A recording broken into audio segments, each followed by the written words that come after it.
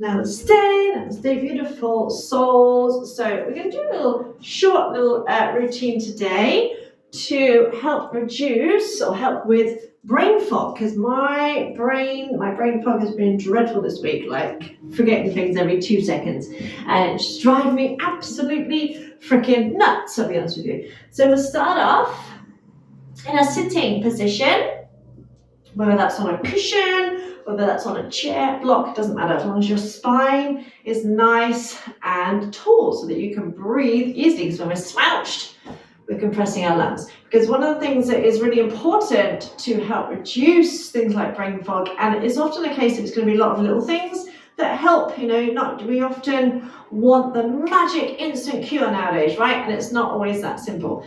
So oxygen, obviously, is our body's fuel. And one of the first things to kind of malfunction is our thinking. So when we're not getting enough oxygen in, we can get a little bit hazy in our head. And that's often why when you're struggling, if you're anxious, for example, and you're starting to hyperventilate, you then make yourself feel even worse because you're not getting that oxygen. And your brain's going, oh my God, oh my God, oh my God. So breathing so that we're getting more oxygen to our brain is kind of like the start of it. Also making sure that you drink plenty of fluid. I usually have some water there, but plenty of water, which is harder in winter because it's not so cold, not so warm. See what I mean? My brain's not functioning. It's not so warm, so we tend to drink less water. But our brain is literally like a sponge, and even a slight dehydration will also affect our brain function. So make sure you drink plenty of water, not tap water. Just don't drink water out of the tap. It's a whole other story, but don't drink water out of the tap. So making sure you're well hydrated. So we're just going to do a simple breathing exercise. So sitting up nice and tall, stretch up through the crown of the head, relax the shoulders down. So you're going to imagine breathing into your belly. Keep breathing in, breathing into your ribs. Keep breathing in, breathing into your chest. So as you start to breathe in, your belly inflates. As you keep breathing in, your rib cage expands. Keep breathing in, your chest rises. And we're going to pause for a couple of seconds at the top of the breath. And as you exhale, you feel your chest soften. You keep exhaling, you feel your rib cage relax. And you're going to keep exhaling until you feel your belly button pull in towards the spine. And we're going to hold for a couple of breaths at the end. And we're going to bring in what's known as Hakini Mudra. Often we perform things like mudras and acupuncture, things like that, instinctively, intuitively. We don't realize we're doing it. So when we do this kind of thing, this is Hakini Mudra, bringing the fingertips together, but there's space between the fingers and there's space between the palms. We often find ourselves doing this kind of thing when we're trying to think, when we're trying to concentrate. You often see people steeple their fingers, and that's because intuitively we know it's good for memory, for thinking, for concentration. So I'm going to imagine your mind is clear and calm. So just bring the fingertips together, steeple your fingers, spread out the fingers, and just rest your arms so the arms are nice and relaxed. You can either have your eyes closed or you can just focus on the tip of the nose. Just make sure the chin is parallel to the floor so you're not letting the head drop in. Relax your belly, so start the breath in. Again, imagine breathing right down into your belly. Keep breathing in, feel your rib cage expanding, front, back and sides like a little basket. Keep breathing in till you feel your chest rise. Don't want the shoulders lifting, you want to go up like that. So you just want to keep breathing in, feel your chest rising. At the top of the in-breath, pause. 1, 2, 3, 4, 5. And as you exhale, feel your chest softening. Keep exhaling, feel your ribcage start to relax. Keep exhaling, feel your belly button draw in towards your spine. Keep breathing until your tummy tightens. Again, hold, pause with the breath out. 5, 4, 3, 2, 1. Again, begin the in-breath. Belly, ribs, chest, hold. 5, 4, 3, 2, 1. If you can't quite hold it for 5 counts, just hold it for a little bit less.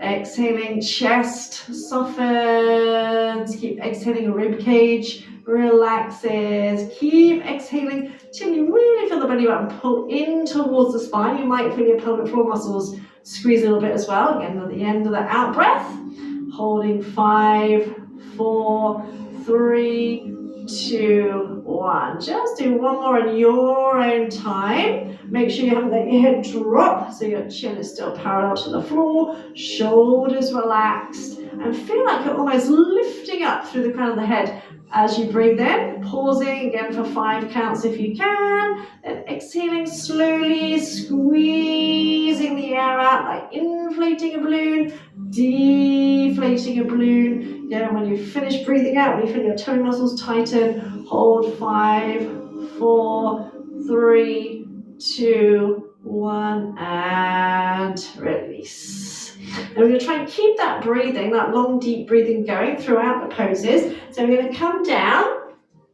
I'm just going to start off in child's pose. So any position, any posture where your head is kind of level with or lower than your heart is going to reverse the blood flow. You're going to get more blood flow to our head. So our brain needs oxygen, needs fluid, needs blood. So you can open your knees out, rest your forehead on or towards the floor, arms down beside you, relax your arms. If your head doesn't touch the floor, you can either just let it hang or you can rest on a block or a cushion, but I want you to try and have your head relaxed. So make sure it's completely relaxed. Hopefully feel your forehead into the mat, still breathing in, full deep breath in, belly, ribs, chest. Again at the top of the in-breath, try and hold 5, 4, 3, 2, 1. Exhaling, chest, ribs, belly. Again, squeezing the breath out, holding the breath. 5, 4, 3, 2, 1, and now once more, long, full, deep breath in. Feel your whole body expanding. Imagine all that delicious oxygen getting to your head as you hold the breath in. Imagine that oxygen circulating around your body, nourishing every cell in your body. Now breathing all the way out, but as slowly as you can. Imagine breathing all that stale air out. At the end of that exhale, curl yourself up to sitting. And then come into yoga mudra. So you're going to bring your knees a bit closer. If you need to, you can always put some padding behind your knees. We're going to clasp our hands behind our backs. We're going to roll the shoulders back. Really roll the shoulders up, back and down. Squeeze the shoulder blades together. Stretch the hands down to open up the chest. So we're trying to avoid bringing tension into that neck. And we're going to bow forward, bringing the forehead to the floor. Then we're going to lift the hips and roll up onto the crown of the head. We're going to do that a couple of times. So you're going to bow straight forward, bringing your forehead to the floor, stretch your hands away from you, then roll up onto the crown of the head, stretching the arms up and over. Really stretch the arms up and away. So you're literally resting on the crown of the head. Exhale, lower yourself down, lift your chest, your heart. So when you're coming forward, think of stretching the arms down and up. So when you're on your head, the crown of your head, down and lift. Otherwise, if you just take the arms over like that, we end up creating tension in the shoulders. So stretch the arms away. Then from there, tuck your tailbone under. Push the hips forward, come to like a camel variation. Push the hips forward, lift your chest. So we're not leaning backwards, you're lifting the chest, squeeze the shoulder blades, stretch the hands down towards the floor. Squeeze your booty, stretching out the front of the body in a little mini camel variation. Exhale, release, calm down. Switch the hands, so however you've got them, switch. So the other finger's on top, shoulders back and down. Inhale, bow forward. forehead to the floor, stretch the arms away, exhale, roll up onto the crown of the head. As you're doing that, eyes closed, imagine you turn your eye gaze up to the crown of your head as if you can see right through your skull, out and down into the floor. And exhale, lower yourself down. Inhale, rise up. Come all the way up, push the hips forward, lift the chest, stretch the hands. So again, roll the shoulders back. So we're not just leaning backwards, we're opening out through the heart space. So lifting the front of the ribs, getting fresh oxygen into that heart space. And exhaling, lowering down. Again, switch the hands the other way, so however they're clasped, switch them back to the normal way, the way you normally kind of do it. Then shoulders back and down, inhale, forehead to the floor, stretch the arms away, so that as you're rolling up onto your head, stretch the arms up and over. This time taking a breath here. And imagine turning your eye gaze up to the top of your head, as if you can see right through your skull, getting a nice fresh supply of blood to your head.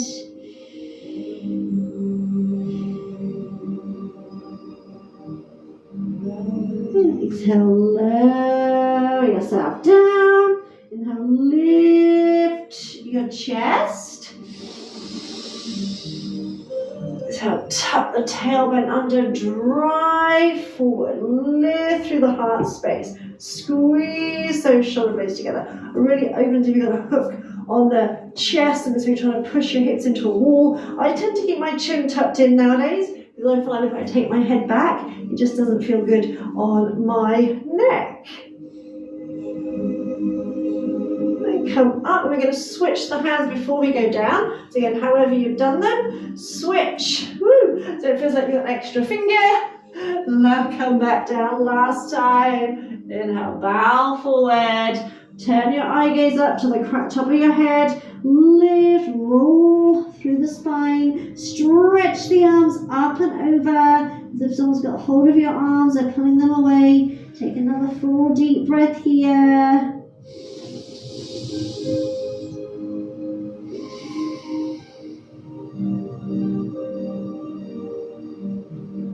Inhale, lower down. Start to lift up. If you need to go a little bit slower, go a little bit slower. Always trying to stretch the arms away from you. Open through the chest. Inhale, tuck the tailbone under. Push the hips forward. Just realised I forgot to put my light on. Never mind. This is what I mean. My brain fog has been such that my mind has not been working as well this week. And gently release from here onto the hands. Tuck your toes under and find yourself in toe stand. So just take a moment here. And that nice deep breath, inhaling belly, ribs, chest. Pause. 5, 4, 3, 2, 1. Exhale. Chest, ribs, belly. Hold. 5, 4, 3, 2, 1. You can even bring your hands back into Hakini Mudra if you like, just for one more breath. So fingers steepled, full deep breath in. Hold. 5, 4, 3, 2, 1. And exhaling, chest, ribs, belly. Keep exhaling till you feel that tummy squeezing. 5, 4, 3, 2, 1. And release. Stretch your hands out. We're going to set up for down face dog. So keeping the toes, keeping your bum on the heels, toes tucked under. Stretch the arms out. Bring your ears in alignment with your arms. Try and slide the shoulder blades down away from the ears. Press into your hands so your knees start to lift off the floor. Keep pushing into your arms and slowly, super slowly, start to lift the hips. Maybe take the feet out a little bit wider than mat. And stretch into your down face dog. So wider than the mat, I should say. Stretching into down face dog. Inhale, bend your knees. Exhale, press through the heels.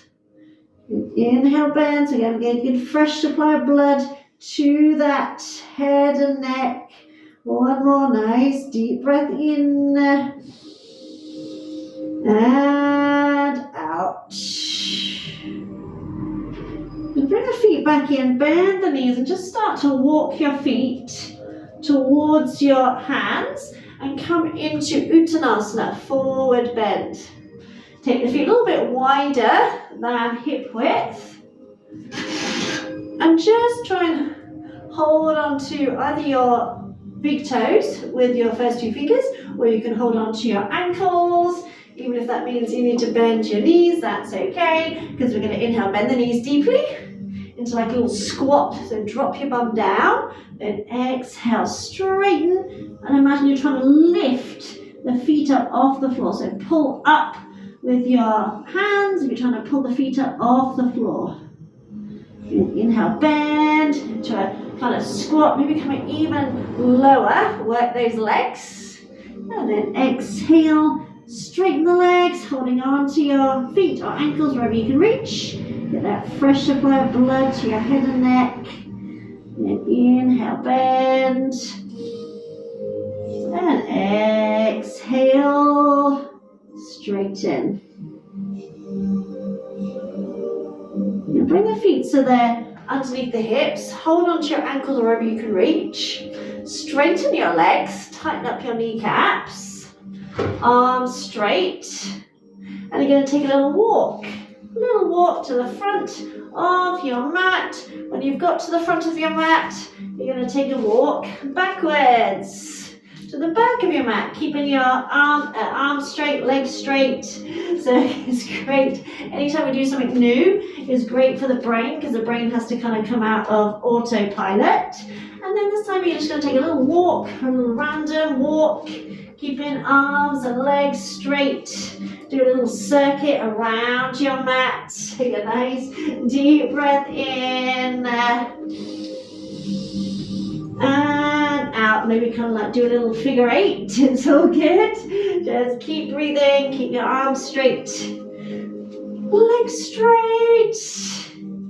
Then come back kind of roughly where you started. Turn the feet out and come down to a little squat position, or as low as you can, if you're coming into Malasana. So you're still holding onto your ankles. So we're going to activate those legs, press those knees out. Maybe have a little jiggle. Oh, that's what the sound was. That was I don't know, I hang things on the wall because the cats think it's there for their pleasure and benefit. Just taking a breath in and out. Once more, in and out.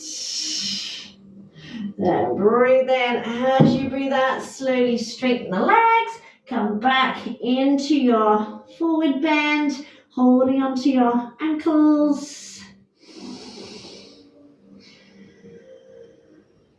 And just feel that fresh supply of blood flowing to your head.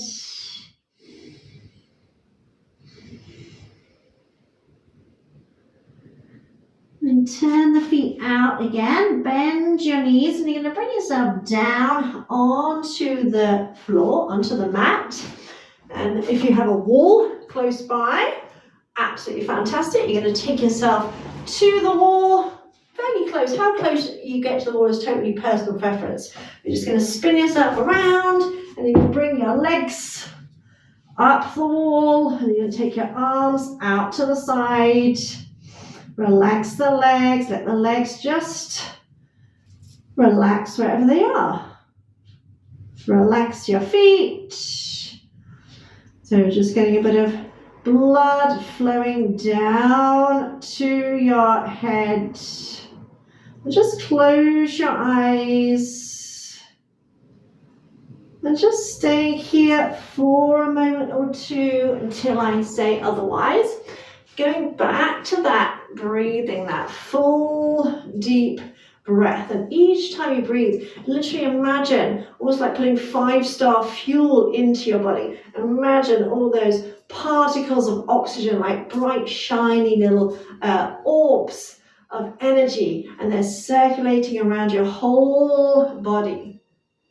And as you're doing that, I want you to visualize, use your imagination. I never used to think I could visualize, but someone said if you can worry, then you can visualize. Because if you're worrying, you're visualizing, imagining something happening that you don't want. So we can imagine something that we do want. So I want you to imagine that your mind is a room. So imagine if you could see the room of your mind. Now, is it a small, dusty, attic room? Or is it quite a big, expansive room? Is it quite dark and cluttered? Maybe there's books piled up everywhere, your knowledge, your memories, thoughts, this, that, and the other, piles of books scattered about, you can't find anything, it's all busy and cluttered. Or maybe it's quite clear and ordered. Maybe it's like, it looks really foggy in there. It's no wonder you can't think of anything because it's so foggy, you can't find anything. So whatever comes to mind is perfect. This is your mind movie. You can imagine a space. You can imagine a place that you've been to or seen or whatever. It doesn't matter. So just bring it to mind what you would imagine your mind looks like right now, with your brain fog, with your cluttered thoughts, with your, what was I going to do again? 150 times.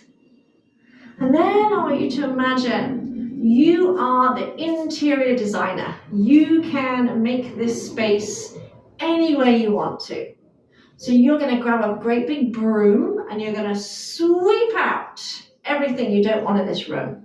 Everything you don't want, so any memories, any painful thoughts, feelings, emotions, any negativity, anything that you don't want, you're going to clear it all out. You get a great big broom and just sweep it all out.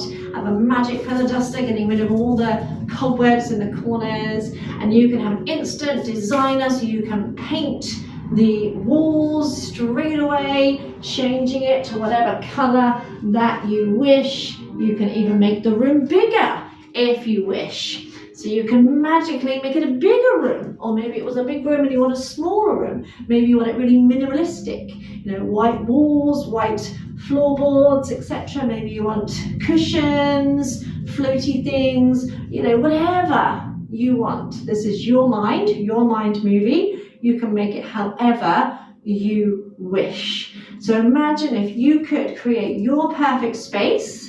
And maybe you have a bookshelf that's neatly ordered, so all your knowledge, your skills, the information that you need is there, and you can find it instantly. So when you want to remember something, it's there, you can get it. Maybe you even have your own personal assistant that you can say, right, I need to remember X, Y, Z, and they go and get it.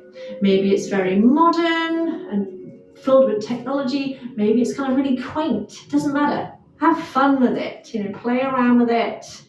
Whatever arises is perfect for you. You can literally spend hours doing this, literally arranging and decorating your mind to have it exactly the way you like. Maybe I'd probably have like really big windows so I could let in natural light. I'd have a great view from the window. Everything would be calm and kind of zen-like, but still a little bit funky. So play around with it and notice how it feels. How your head feels, how your body feels as you're playing around with your imagination. And so we can use our imagination for worrying, for expecting the worst case scenarios. So we can also use our imagination for positive things. So you can stay here as long as you like. You can be as creative as you like. Or if you decide that that's it, you've got everything exactly how you wish, and you're ready to end your practice, Then just gently hug the knees in towards the chest as you bring them away from the wall. Maybe rock a little bit side to side. Don't rush, no hurry. And if you'd rather stay where you are for a while longer and continue designing, then by all means, go right ahead. But if you are ready, so it's only been like a little mini practice, if you are ready, when you're ready to bring yourself back up, come back up to sitting. And just bring your hands together. Bring your hands to your heart, heart to your hands, and take a little bow to seal your practice and to honor yourself. And that exercise, quite a good fun exercise, you can refer to anytime you like. So one of the tricks that we sometimes use in like NLP is to, if you're trying to remember something, is to imagine going into the room of your mind and imagine that you know exactly where it is, the information you need, you know exactly where it is, or there's someone, a librarian or PA in your mind that you can ask for them to find the information.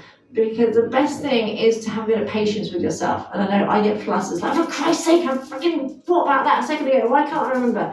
And that really doesn't help. It doesn't help at all. So use these techniques and also have a little bit of fun with it. So any questions, any comments, let me know. And blessings. I shall see you